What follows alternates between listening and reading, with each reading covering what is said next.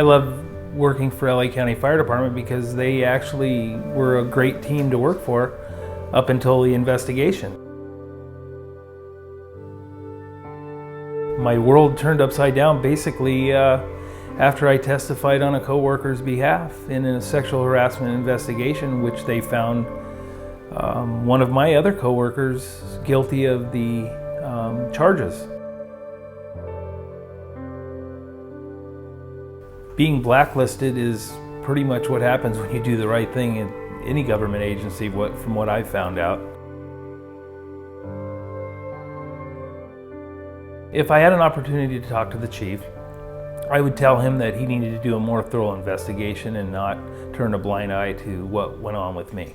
Today, the Insider Exclusive goes behind the headlines in the Los Angeles County Fire Department's Code of Silence, the Don Rakisits story. To examine how Trina Roderick and Nikolas Arnold, partners at Roderick and Arnold, successfully represented former Los Angeles County Fire Department Assistant Chief Don Rakisits when Don testified on behalf of a female co-worker in a sexual harassment investigation. The Los Angeles County Fire Department began a pattern of ostracism and harassment through other male mechanics and management. As a senior mechanic as well as a decent person, Don felt it was his duty to testify truthfully. Others in the department did not feel the same way. Within days of Don's testimony, management began documenting Don's personnel file to create grounds for his termination. Within months of his testimony, the Department Employee Relations Division launched an internal investigation against Don,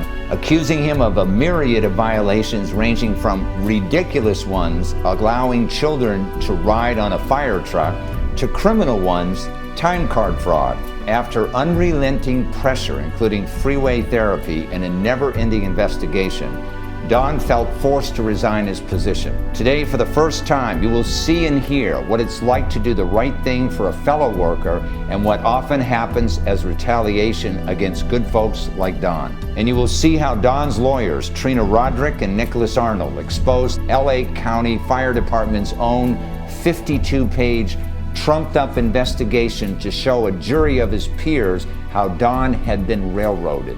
Trina Roderick and Nikolas Arnold have earned the highest respect from citizens and lawyers alike as some of the best trial lawyers in Los Angeles, in California, and in the nation. And because of that, they are driven to fight for people who have been harmed by the willful or negligent actions of others.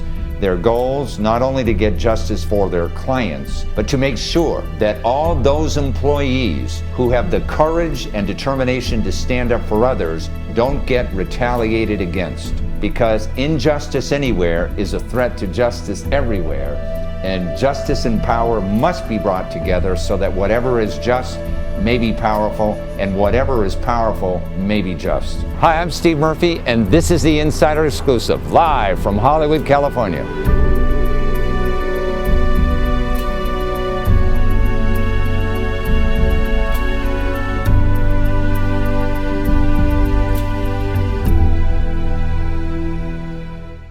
It is my great pleasure to introduce Trina Roderick and Nikolas Arnold to the show. Welcome to the show, guys. Thank you. Thank you. Tell us a little bit about your practice. What kind of law does your firm generally do? Well, we're an employment law practice. Yeah. We primarily handle sexual harassment cases, retaliation cases, and disability discrimination cases. And you handle from the perspective of the employee, not the employer. Correct. Correct. So in other words, you represent the little guy, right? The victim, yeah. Now, there's a lot of different law practices of law that you could practice. You could go to work for IBM, or you could be on counsel or of counsel to some of the Fortune 500 companies, and yet you take the harder route, which is represent the little guy against these behemoths of corporations. Why do you do that? Well, we feel that the little guy needs a voice, and he needs an advocate, and he or she needs someone to stand up for them against these behemoths, and we feel that we're in the position to do that, and we take that responsibility very seriously. Today we're going to be talking about a really great case that you won on behalf of your client, Don. Tell our audience a little bit about who Don is. Don is a mechanic. He's been a mechanic since he was 12 years old, and he eventually and very proudly was hired by the Los Angeles County Fire Department. And he had always wanted to be a fireman, didn't he? Yeah, absolutely. He was very proud of his career there. He was very proud to be part of the department. He actually was promoted within the department faster than anyone had been in history, and eventually made it to the assistant chief position. Don was an outstanding employee, and he had a great career there. That changed. Why? Well, Don testified on behalf of a coworker against another coworker, and he testified for that coworker because she was being sexually harassed. He testified at a civil service hearing, and up until that testimony, he had a stellar career. Once he testified on behalf of that coworker, things began to go downhill. And they had warned him, didn't they? They wanted to stick together, right? His fellow workers. Right. They wanted to stick together as quote unquote a family and not to break the code of silence. Yeah. But Don was brave enough to testify on behalf of a coworker he felt was being wronged. Yeah. As a result of his actions, what happened to Don? Well, he suffered immediate retaliation. The first thing that happened, and this was within days of his testimony, his supervisor began documenting his file, and within months the department initiated an investigation against Don that lasted indefinitely. It was like a 52-page investigation that was that they documented on so-called things that he was doing wrong, right? Correct. It lasted for what, about 9 months? Indefinitely. Yeah. They did the investigation for 6 months, but then Yeah. it was handed off to the supervisors to review, Yeah. and there was never any end, from Don's perspective, to the investigation. I also understand that they put him on not such great assignments. There's a thing called freeway therapy. What is that? Well, Don was stationed at the Lancaster facility, which was close to his home in Acton. Yeah. They started what they called a management training, in which he would have to travel to Los Angeles, the city of Los Angeles, which was about 70 miles away from his home. Right. And when he traveled to that facility, under the guise of cross-training, what they would have him do is basically sit in an office, and then that's it. He just sat in the office, and people were told not to talk to him and things like that. He was being ostracized. Absolutely, and even what they said about the cross-training program didn't make sense at trial. For example, they said it was going to be an 18-month cross-training program when he had been in the position for less than a year. And then as soon as Don quit, the cross-training program was mysteriously abandoned. Yeah. How long was he with the fire department? It's almost 6 years. 6 years? Eventually, this caused Don to resign, right? Correct. The chief accepted it, correct? Correct. And obviously, he thought he had been wronged, which he had. Yeah. So now he comes to seek legal representation. What were some of the challenges and the issues that you had to deal with in pursuing this case? Well, the primary challenge, of course, was the investigation. I mean, they had put together a report that was inches thick, full of document after document, that on its face sounded bad.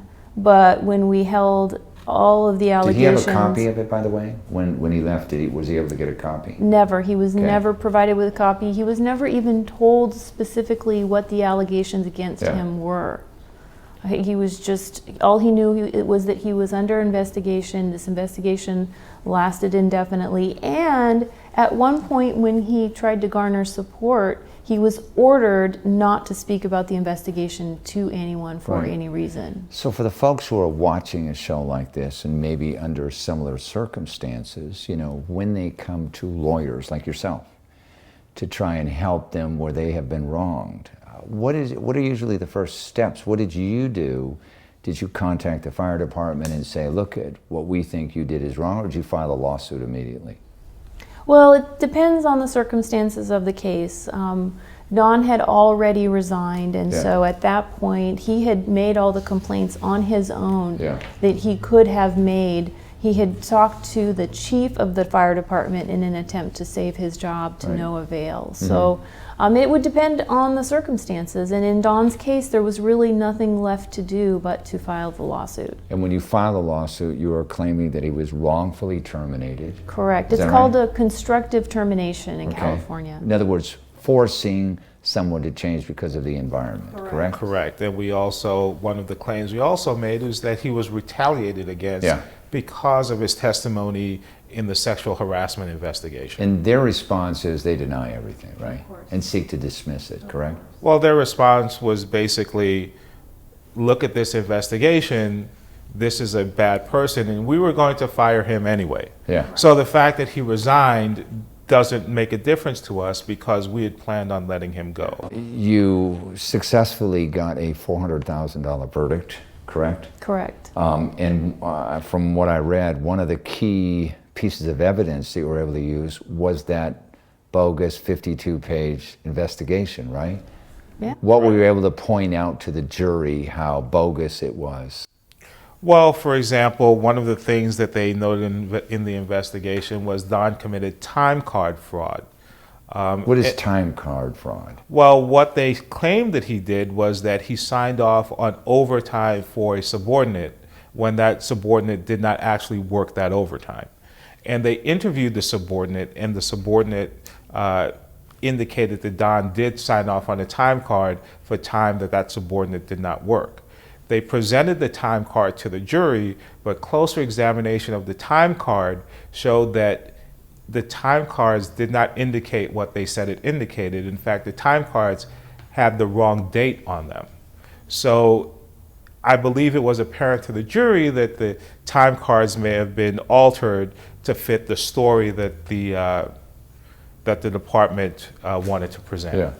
This kind of case, and the reason we're doing this right now, is because it's a whistleblower case. It's someone standing up for someone else.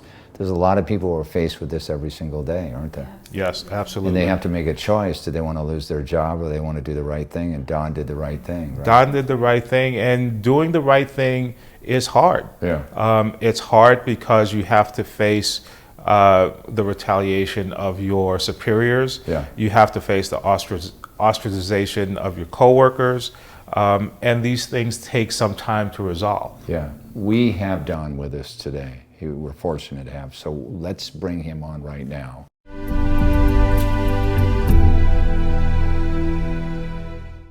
It's my great pleasure to introduce Don Rakisits to the show. Welcome to the show, Don. Good morning. Wow, you went through something terrible, didn't you? Absolutely. You were worked for the fire department for what, about 6 years? Yeah, a little over. And it had always been kind of a dream to be working at the fire department, right? Yes. And I understand that you rocketed up to, in terms of promotion, up to assistant fire chief real fast, didn't you? Yes, faster than anybody else in the department's history. One day things changed. Bring us back to that day. What happened? I testified for one of the office girls, if you will, Yeah. secretary, and they there were some problems going on with another coworker, and Another guy in your department? correct. Was he an assistant chief too, or He lower? was a fire equipment mechanic. Okay. So he was kind of under you? Correct. Okay. You were his supervisor or something? Indirectly. Okay. Did the girl come to you and say, will you help me out? Actually, it was something that I observed. Yeah. And I reported it Right.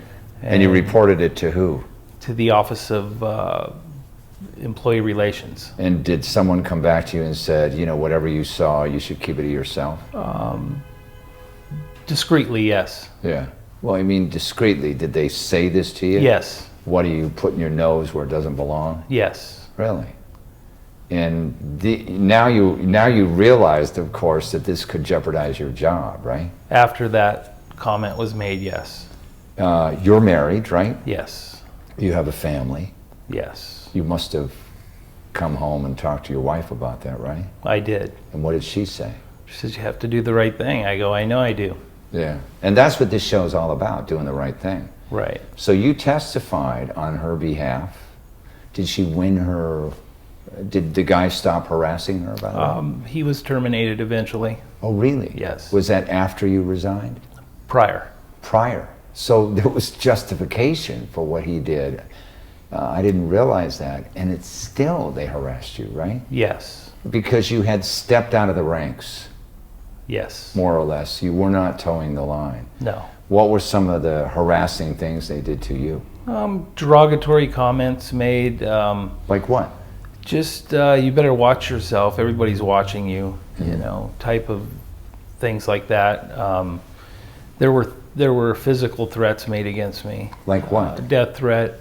A death threat? Yes. Well, you mean someone made an anonymous death threat? Yes. Well, it was specific by a certain You individual. saw the guy.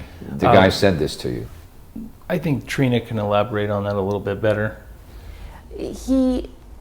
A coworker said in a meeting with other coworkers, Yeah. excuse me, a subordinate at that time, well, all I'd have to do is take this bar. I think he was holding a crowbar or Yeah. something, some sort of a mechanic's tool at the time. Yeah. All I'd have to do is take this bar and hit Don over the head, and the problem would be gone. Yeah, and you heard this. No, Oh, you heard it through it the was grapevine. right. Yes. So were you afraid to come to work? At first, Yeah? yeah. Did you report this to anybody? Yes. Who did you report it to? To Office of Affirmative Action. And what did they say? They opened an investigation and closed it within a week. Saying they didn't find anything. Correct. What were some of the other ways they made your life miserable? I read something about freeway therapy. What was that? I was transferred to another location in LA. Yeah, And, so you had to drive a great distance, right? Yeah, I was driving roughly 12 minutes to work prior to that, and after they transferred me, it was an hour and a half each way. Did it ever cross your mind that maybe you should not have done this? You should not have gone to the support and help of one of your coworkers? Absolutely not. No. I thought if my wife was in that situation, I would hope somebody else would stand up for her. Yeah, well, it's brave of you, you know, because a lot of people wouldn't do this. And eventually, when did it come a point in time when you decided you couldn't take it anymore? It was about 2 months after I was driving to LA. Yeah. I just couldn't deal with the traffic, couldn't deal with the, as they quoted it in the investigation, silent treatment. I was Yeah. given the silent treatment, Yes. actually. Nobody was to talk to me. They were basically ostracizing me is what they were doing. And Yeah. I was stuck in an office basically doing nothing, twiddling my thumbs, so to speak. Yeah. And that's not the type of person I am. And you knew, of course, that if you resigned, that it would be difficult to get another job, or did you realize at that time? I thought about it, but I outweighed my options, and Yeah. I had to do it because I couldn't handle it anymore. If the fire chief was here, or the person that you could, let's say, make an appeal to right now, what would you say to him about what happened to you? I would say that he needed to do the right thing. Which was take corrective action and not punish the people who are trying to support the proper way of doing things, correct? Yes. Thank you very much for being on the program. You have a lot of courage, and it took a lot of guts to come out and do the thing which eventually ended up hurting you. Right. Fortunately, we have a justice system, and we have good lawyers, you know, like Trina and Nick, who stand up for people like you. So Right. I'm glad it came out well.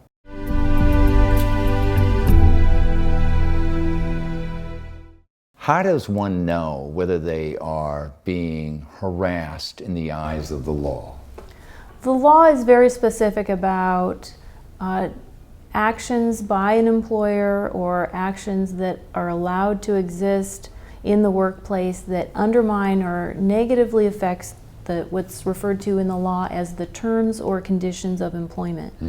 So if something is happening at work that makes it difficult or impossible to be there, that's generally considered harassment. What is typically called like a hostile work environment. Like Don was talking, he was getting death threats, he was put at a job or a desk where he wasn't doing anything, and he felt kind of worthless. They were kind of driving him out, right? Correct. And what's especially egregious about sexual harassment is that the person who's the victim of the sexual harassment sometimes feel embarrassed to report the harassment. Yeah. There's a sense of shame sometimes, Yeah. or a sense of self-blame, which they should not have at all. Now, when a person's being harassed, what should they do? Well, I think the first step is to take a look at an employee manual if there is one. An employee manual usually sets out the more detail actually about harassment and explains what an employee who feels like they're being harassed should do. And every company is supposed to have an employee pamphlet It's that certainly covers this, right? It's certainly good business practice. If a person sees that he's being harassed, she or he, what should they do then next? What about filing claims? Well, the first thing they should do is, if they feel comfortable enough, to talk to the harasser and let the harasser know that what they're doing is not necessarily welcomed. Mm-hmm. If they don't feel comfortable doing that, they should definitely go to their supervisor. Right, and if they don't get any action, then what do they do? Document.